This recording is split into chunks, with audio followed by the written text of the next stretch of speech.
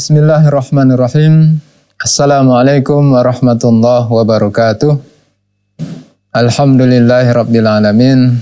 Wassalatu wassalamu ala asyrafil anbiya'i wal mursalin nabiyina Muhammad wa ala alihi wa sahbihi ajma'in. Rabbi syrah li sadri wa yassir li amri wahlul 'uqdatam min lisani yafqahu qawli. Alhamdulillah, Bapak Ibu pemirsa yang dimuliakan Allah Subhanahu wa taala.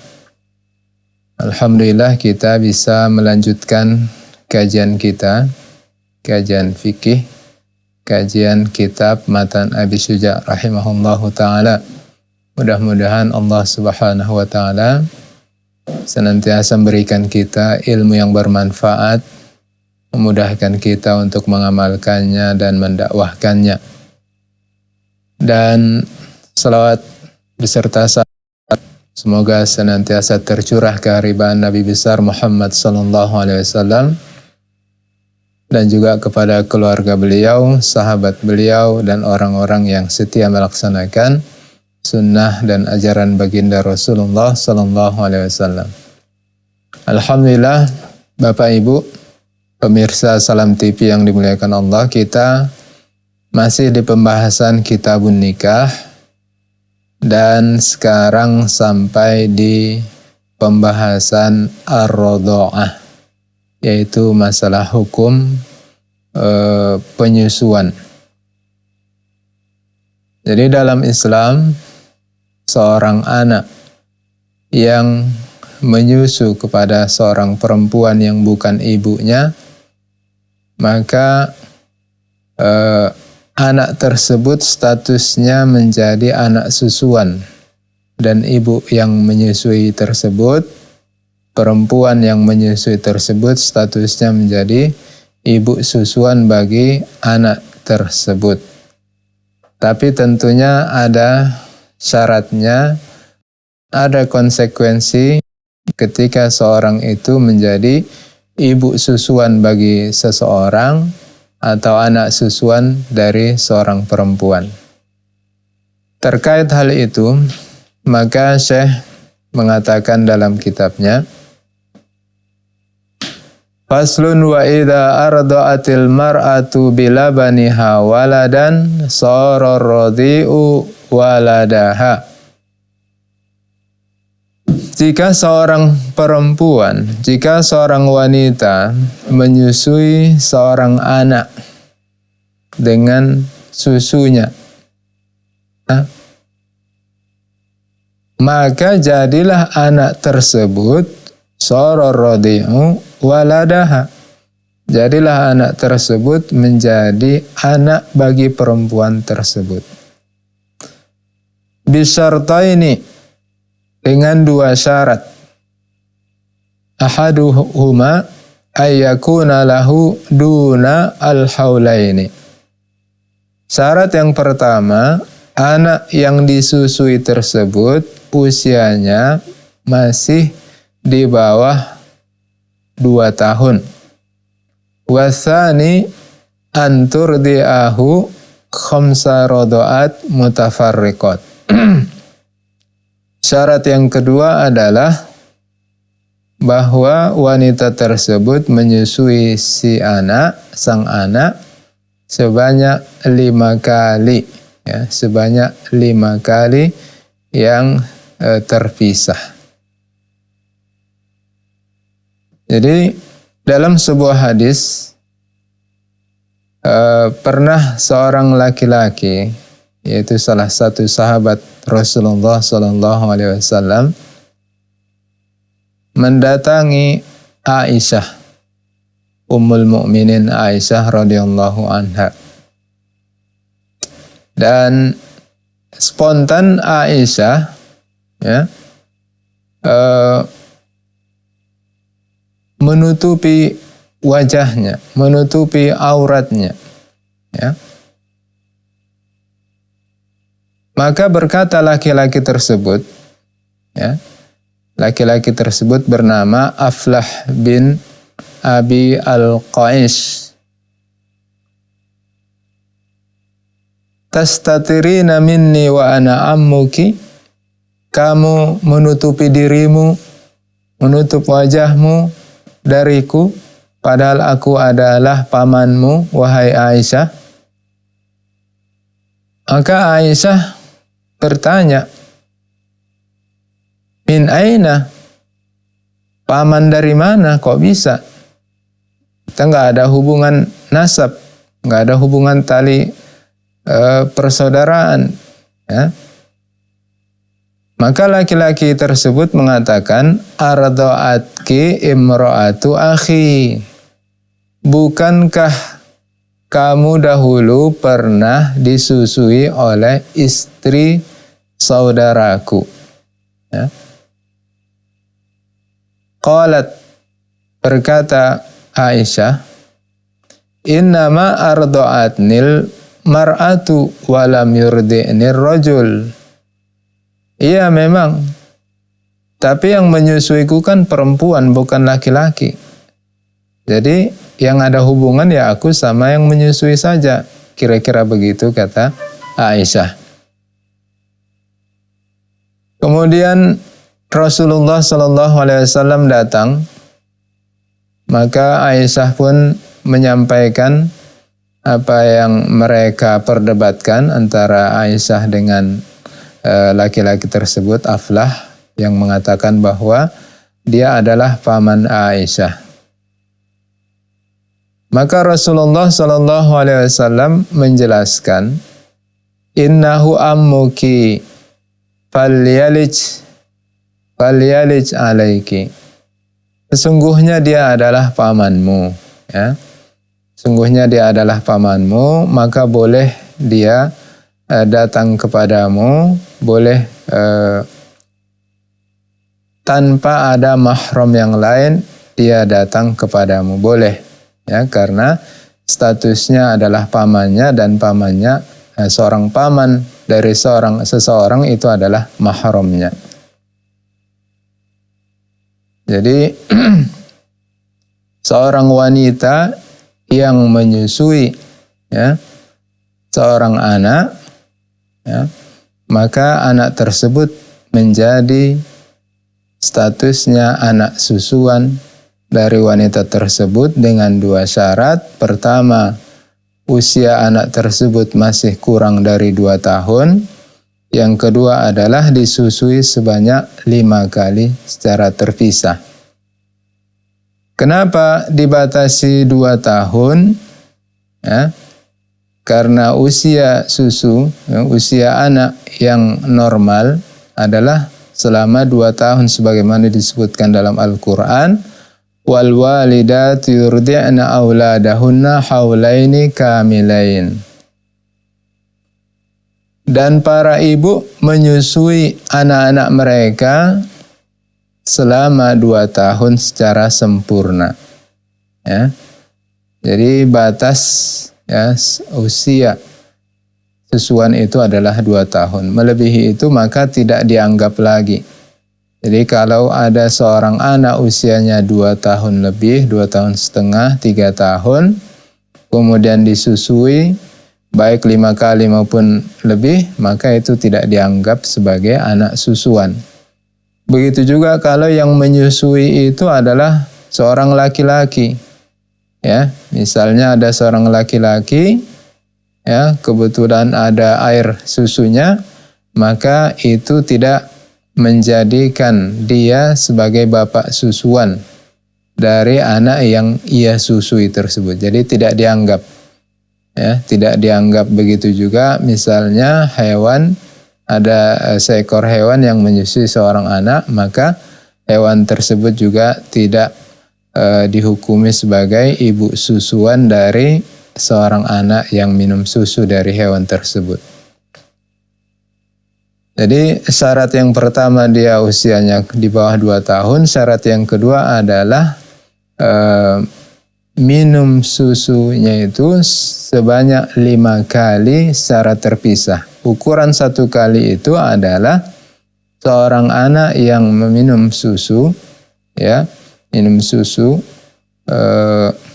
menetek dari seorang perempuan, dia minum sampai dia merasa agak kenyang, kemudian dia lepaskan. Dia lepaskan dari susu ibu tersebut. Ya, itu dihitung 1 kali. Ya, dia lepaskan bukan karena kita yang memaksanya untuk melepaskan, tapi adalah karena keinginannya sendiri melepaskan, dan itu biasanya karena kenyang. Kemudian kalau dia minum lagi, ya, mengisap susu perempuan tersebut, ya, dan dilepaskan ketika dia sudah merasa agak kenyang, kemudian itu dianggap kali yang kedua. Begitu sampai 5 kali, maka itu sudah sah dianggap sebagai ibu susuan dari anak tersebut.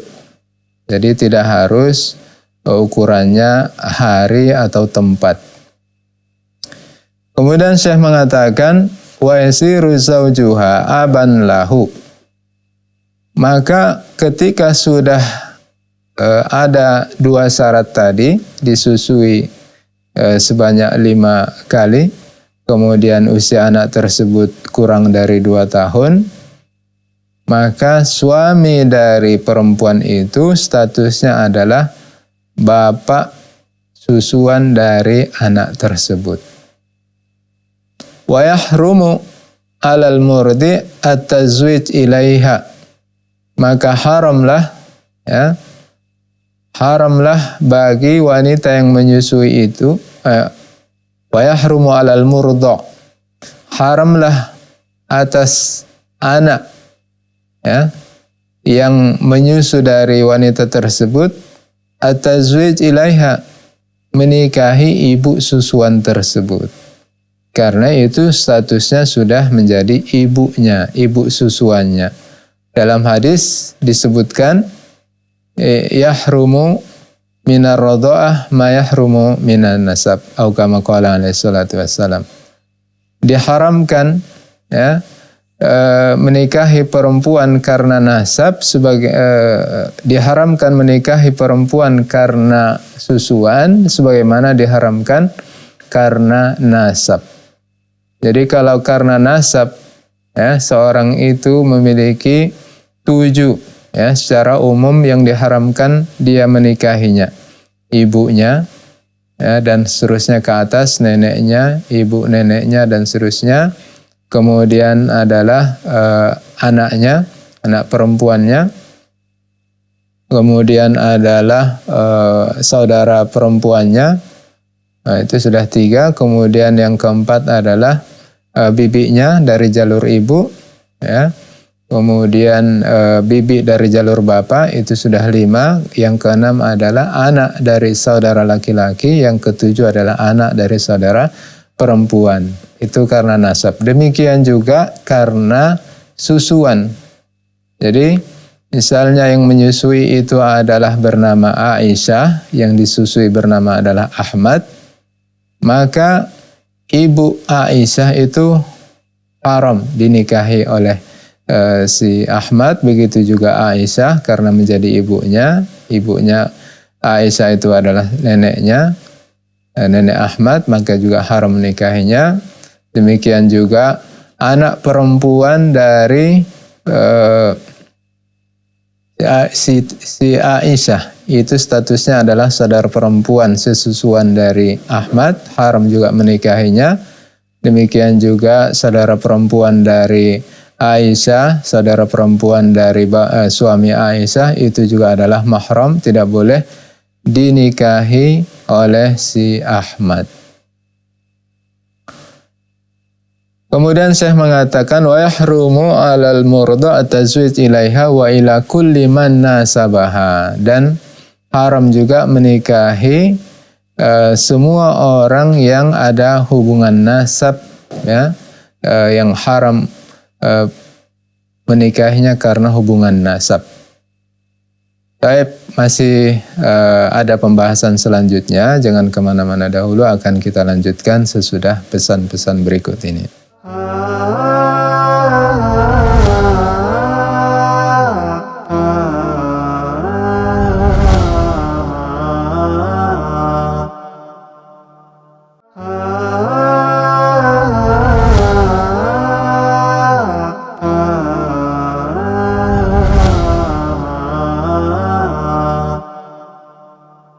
Bismillah, kita lanjutkan Bapak Ibu pemirsa Salam TV yang dimuliakan Allah Subhanahu wa taala. Tadi kita sampaikan bahwa diharamkan menikahi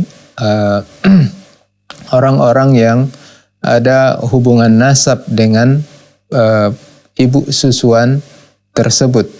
Ya, sebagaimana kata Rasulullah sallallahu alaihi wasallam, yahrumu minar radha'ah ma yahrumu minan nasab. Diharamkan menikahi wanita-wanita karena hubungan sesusuan sebagaimana diharamkan wanita-wanita menikahi wanita-wanita yang disebabkan karena hubungan nasab. Kemudian saya mengatakan wa yahrumu 'alaiha at-tazwij ilal murda' wa waladihi duna man kana fi darajatihi aw a'la tabaqatan minhu. Diharamkan bagi perempuan yang sudah menyusui seorang anak tadi untuk menikahi anak yang dia susui itu. Yahrumu 'alaiha tazwij ilal murda'.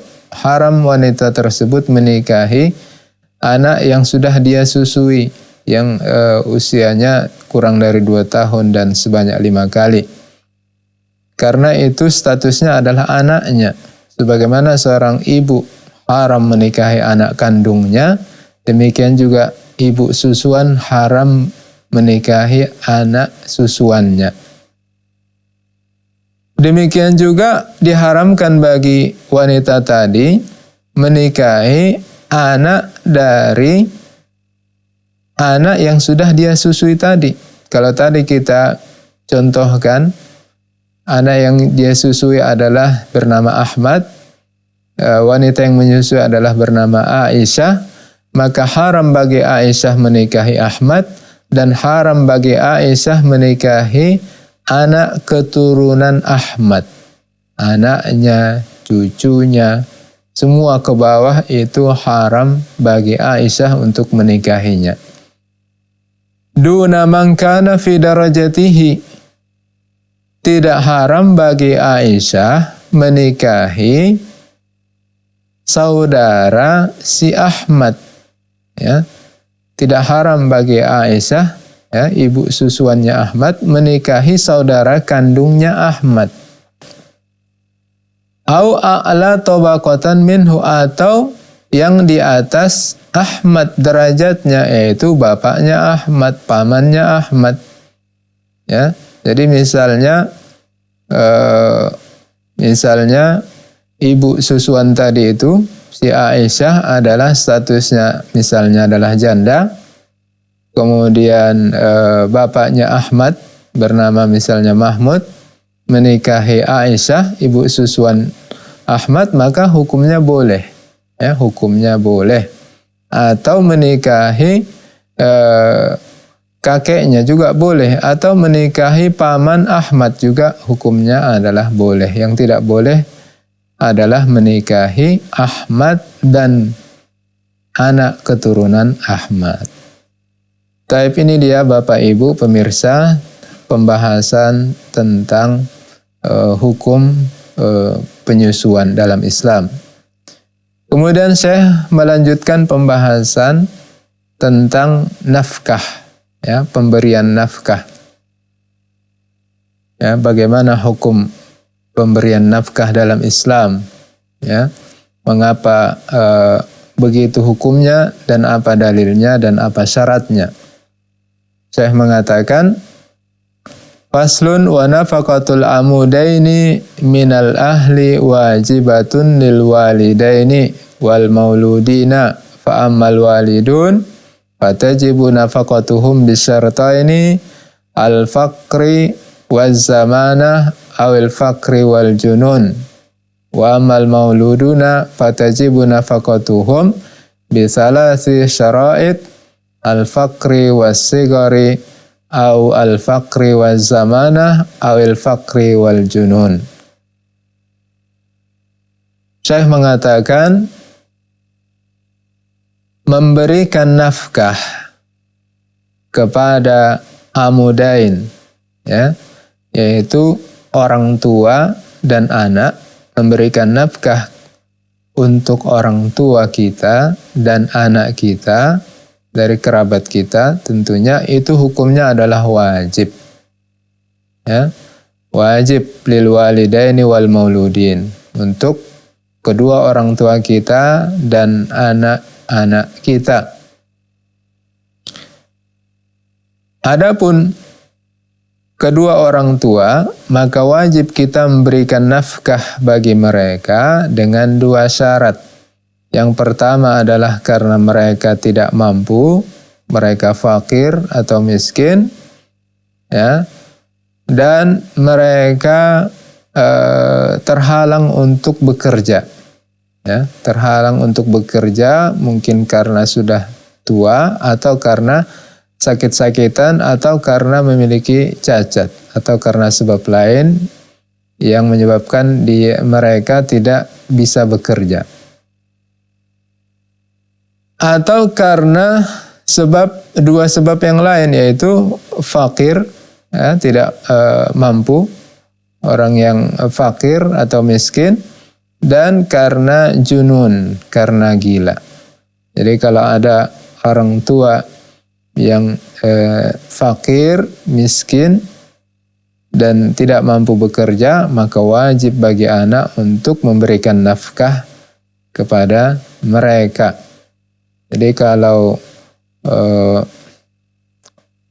berdasarkan apa yang disampaikan Syekh, maka kalau orang tua itu tidak mampu tapi mampu bekerja, mereka adalah fakir miskin tapi mereka mampu bekerja, itu hukumnya tidak wajib, ya, hukumnya tidak wajib. Tapi tentu, ya, tentu kita kalau melihat, ya, kalau melihat dalil Al-Quran, dalil Sunnah, Allah Subhanahu Wa Taala mengatakan dalam Al-Quran, wa sahibuhuma fid dunya ma'rufa. Allah mengatakan tentang orang kafir, orang tua kita yang kafir, kalau kafir misalnya qadarullah, kita dilarang untuk menuruti mereka dalam hal keburukan, kesyirikan, kejahatan. Tapi tetap kita diperintahkan untuk berbuat baik. Wasahibuhuma, pergaulilah mereka, kedua orang tua itu, di dunia dengan cara yang baik, ma'ruf. Jadi kalau untuk orang non-muslim saja, orang kafir saja kita diwajibkan untuk berbuat baik, ya, kepada kedua orang tua, apalagi kalau kedua orang tua kita adalah muslim, ya. Jadi kalau mereka tidak mampu, ya, tidak mampu, sementara kita mampu, ya, walaupun mereka masih bisa bekerja, tentu tidak ada salahnya. Tidak ada salahnya untuk anak itu membantu orang tua. Ya, tidak ada salahnya. Justru itu sebenarnya adalah merupakan ladang pahala bagi seorang anak. Ya. Kedua orang tua adalah kunci surga yang harus dimanfaatkan oleh seorang anak untuk berbakti kepada kedua orang tua. Kemudian Syekh mengatakan wa ammal mauluduna fatajibu nafaqatuhum. Adapun untuk nafkah anak, maka orang tua itu wajib memberikan nafkah kepada anak, ya, dengan 3 syarat, yaitu mereka adalah fakir atau miskin dan mereka masih kecil belum balik, ya, atau karena mereka fakir miskin dan zamanah karena tidak mampu bekerja, atau karena gila, ya, fakir dan karena gila, maka orang tua wajib untuk memberi nafkah kepada anaknya. Dalam sebuah hadis Rasulullah sallallahu alaihi wasallam mengatakan,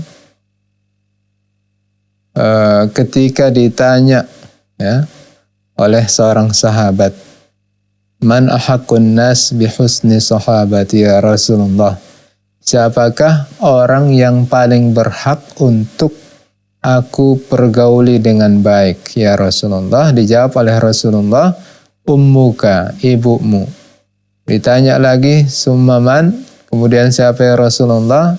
Dijawab oleh Rasulullah, ummuka, ibumu. Begitu sampai 3 kali, dan yang keempat adalah bapakmu. Hadis ini menguatkan apa yang disampaikan oleh Syekh tentang kewajiban untuk memberikan nafkah kepada kedua orang tua dengan syarat yang sudah disebutkan oleh Syekh tadi. Begitu juga memberi nafkah anak, karena anak itu adalah amanah, ya, amanah dari Allah Subhanahu wa taala.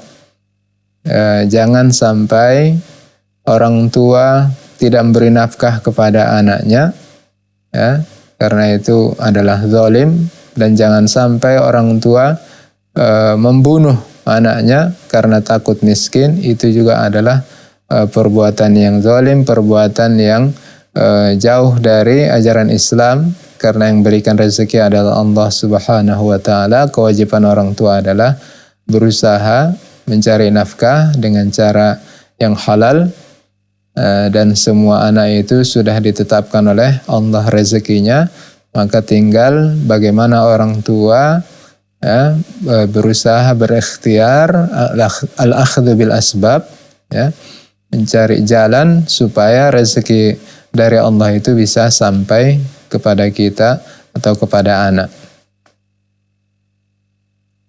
Kemudian Syekh mengatakan, wa nafaqatu raqiq wal bahaim wajibatun wa la yukallifun minal amal ma la yutiqun.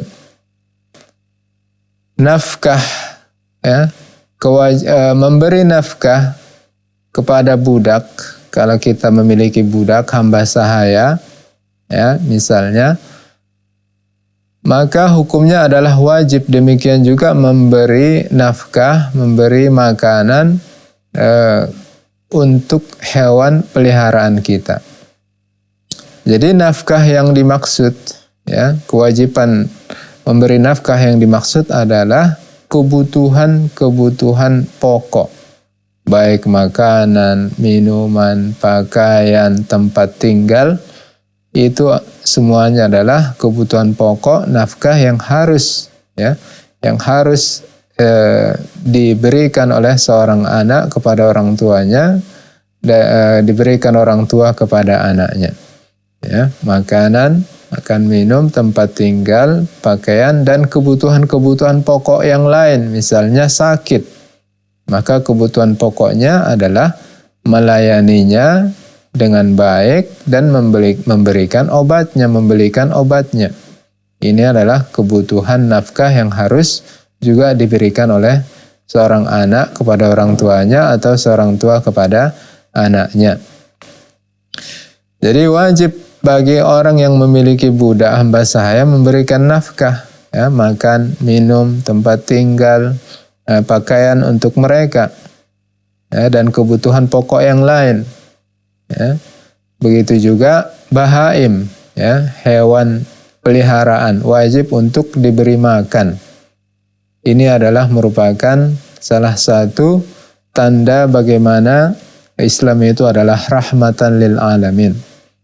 Jadi Islam itu mengajarkan peri kemanusiaan, mengajarkan bagaimana berbuat baik kepada manusia, bukan hanya kepada orang tua, bukan hanya kepada anak, bukan hanya kepada kerabat, tapi juga kepada, ya, hamba sahaya yang dimiliki, termasuk hewan peliharaan. Ini menunjukkan bagaimana Islam mengajarkan rahmatan lil alamin. Dalam sebuah hadis, Rasulullah SAW mengatakan, ya, bahwa ada seorang perempuan disiksa, ya, di dalam neraka, masuk neraka karena ia mengurung seekor kucing, dan tidak diberi makan sampai mati, ya. Maka ini adalah menyiksa namanya, berdosa. Jadi walaupun kepada hewan, ya, walaupun kepada hewan tidak boleh kita berbuat zalim, harus tetap berbuat baik, ya, memberikan nafkah, memberikan makanan, jangan sampai hewan peliharaan tersebut tersiksa atau sampai mati. Taib, masih ada pembahasan tentang masalah nafkah ini, akan kita lanjutkan insyaallah sesudah pesan-pesan berikut ini.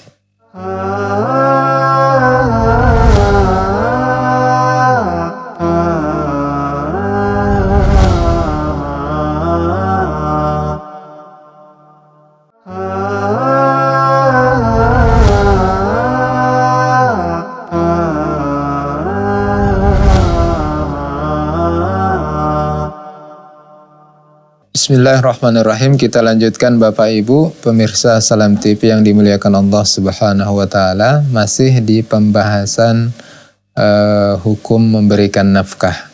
Jadi wajib bagi seorang anak untuk memberikan nafkah kepada kedua orang tuanya, begitu juga kepada anaknya, begitu juga kepada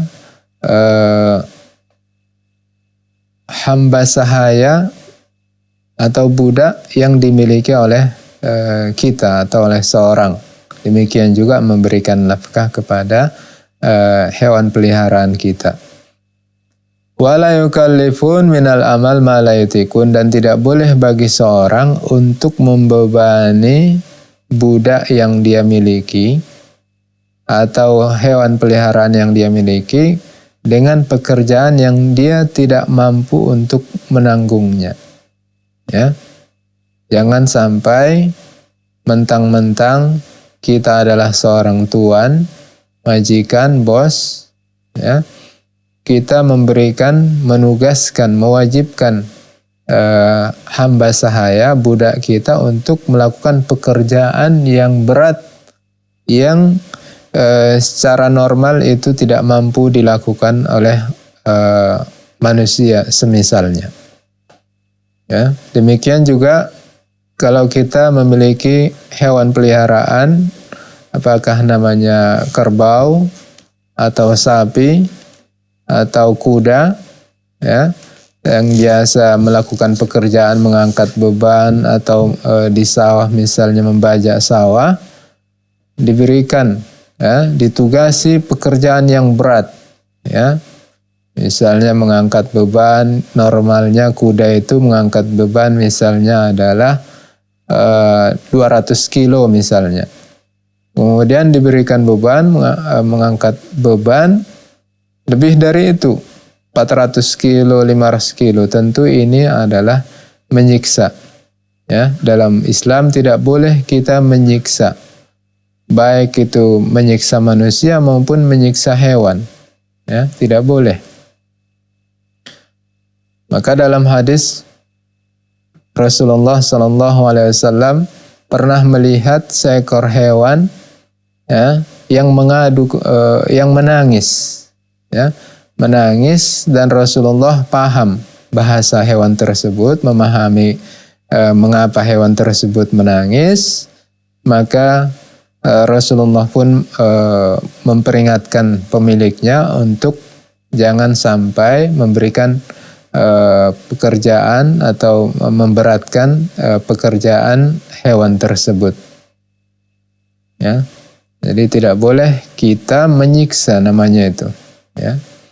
Dalam hadis juga menunjukkan bagaimana tidak boleh kita menyiksa hewan ketika kita mau menyembelih hewan. Rasulullah SAW mengatakan, kalau kalian mau menyembelih hewan, maka baguskanlah dalam menyembelihnya. Ya, salah satu yang harus kita lakukan saat menyembelih adalah dengan alat yang tajam, pisau yang tajam, ya, sehingga mempercepat proses, ya, kematian hewan tersebut, bukan malah ia tersiksa. Ini tidak boleh, ya. Bisa haram perbuatan tersebut dan bisa haram makanan atau hewan sembelihan tersebut kalau dilakukan dengan pemotongan yang tidak syar'i. Kemudian Syekh mengatakan, wa nafaqatu zaujah mumakkinah min nafsiha wajibatun. Dan memberikan nafkah kepada istri yang mumakkinah, yang menuruti suaminya, wajibah. Itu juga hukumnya adalah wajib. Ya, itu adalah merupakan salah satu kewajiban suami. Ya, memberikan nafkah kepada istrinya. Tapi istri yang diberikan nafkah itu adalah istri yang taat kepada suaminya, bukan istri yang nusyuz sebagaimana pernah kita jelaskan sebelumnya. Istri yang nusyuz adalah istri yang ngambek, istri yang merajuk, istri yang tidak taat kepada suaminya, istri yang membangkang, ya, tidak menuruti perintah suaminya, tidak melakukan kewajiban sebagai seorang istri. Itu namanya nusyuz.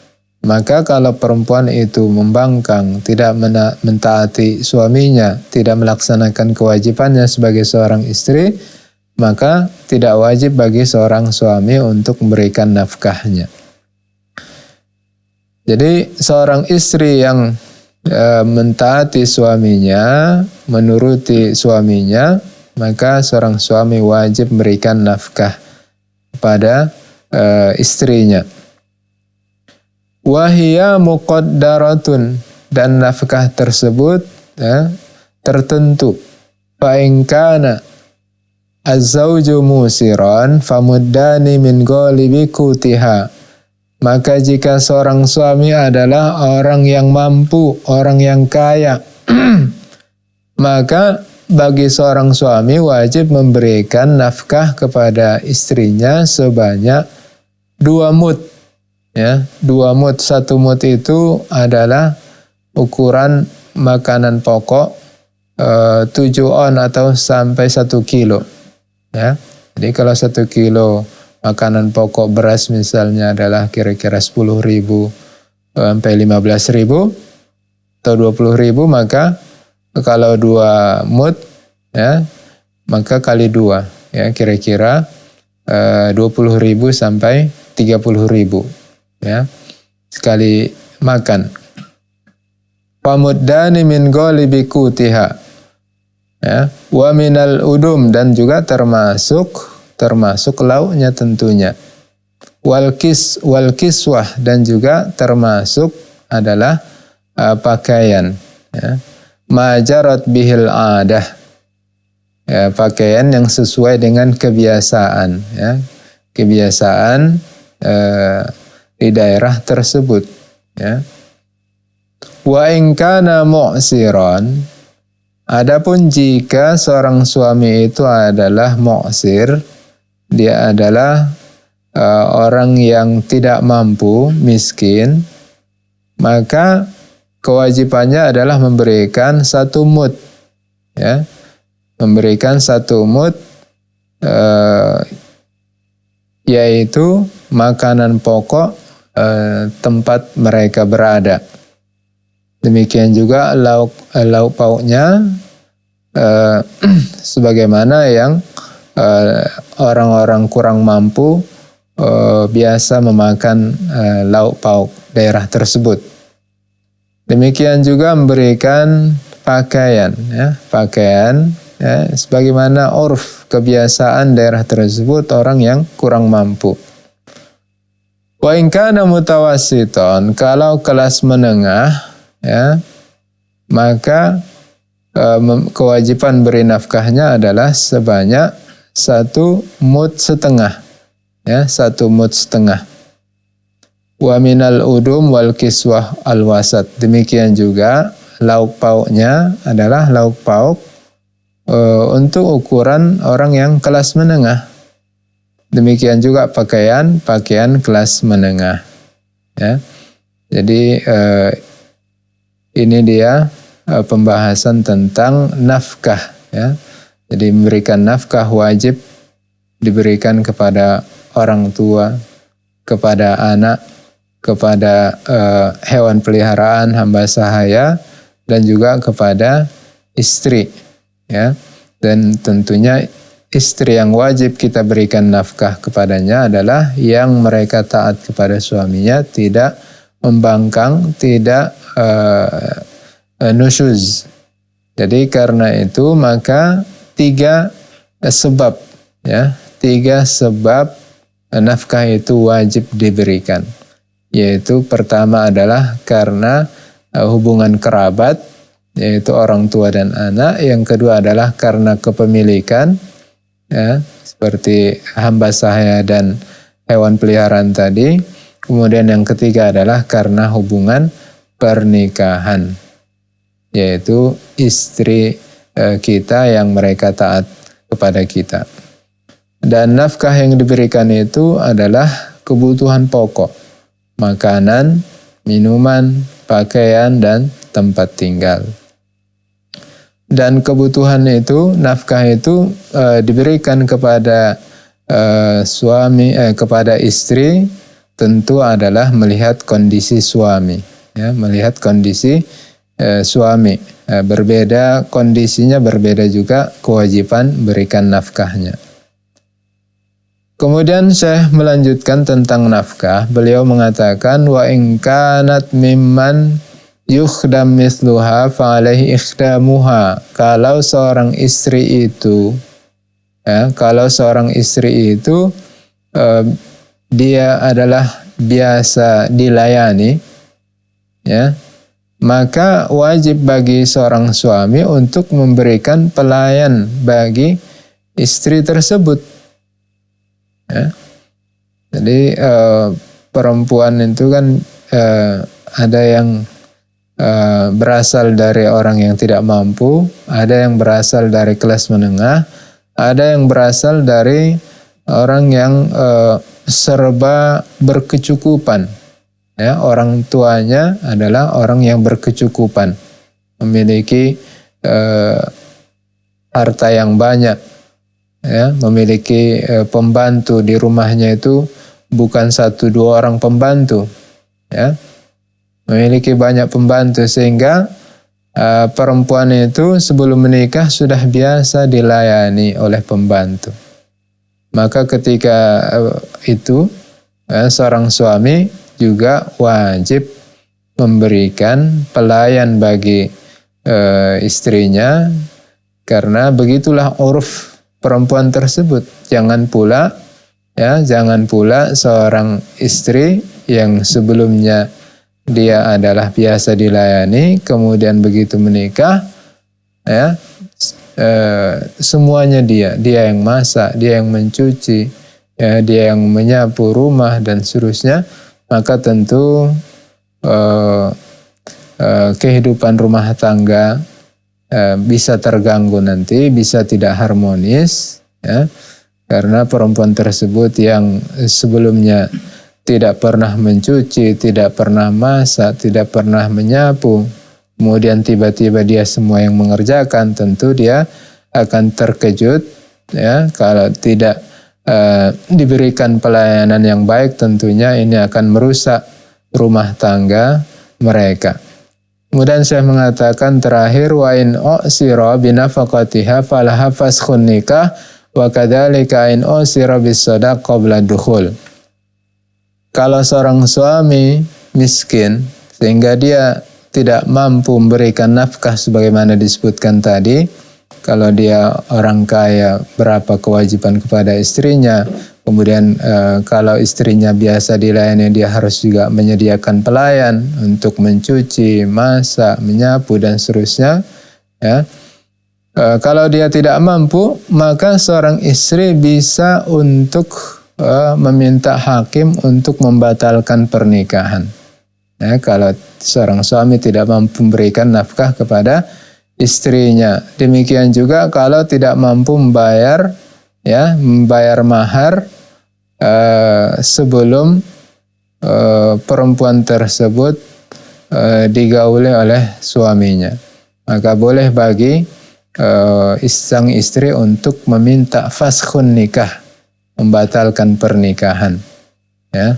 Dan pembatalan pernikahan itu disampaikan kepada hakim, dan hakimlah yang memutuskan bahwa pernikahan tersebut lanjut atau putus. Karena hak menceraikan itu di tangan suami, sementara istri hanya bisa meminta fasakh nikah atau dengan cara khulu', yaitu seorang istri ketika tidak senang kepada suaminya dengan berbagai macam sebab, maka bisa meminta kepada hakim ya untuk diputuskan hubungan suami istri mereka dengan membayar sejumlah uang atau suatu materi yang mereka sepakati antara suami istri. Taib, Bapak Ibu pemirsa Salam TV yang dimuliakan Allah Subhanahu wa taala, demikian pembahasan tentang nafkah. Mudah-mudahan ini bermanfaat, lebih dan kurang mohon maaf. Demikian wassallallahu ala nabiyina Muhammad. Wassalamualaikum warahmatullahi wabarakatuh.